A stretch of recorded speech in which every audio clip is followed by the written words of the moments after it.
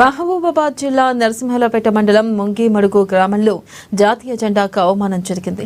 జెండా ఆవిష్కరణ తర్వాత సాయంత్రం కిందకు దింపాల్సిన అధికారులు నిర్లక్ష్యంగా వ్యవహరించారు. జాతీయ పతాకం కింద దిమ్మపై పడినా పట్టించుకోకుండా గాలికి వదిలేశారు. జెండా పట్ల నిర్లక్ష్యంగా వ్యవహరించిన సంబంధిత అధికారులపై చర్యలు తీసుకోవాలని గ్రామస్తులు కోరుతున్నారు.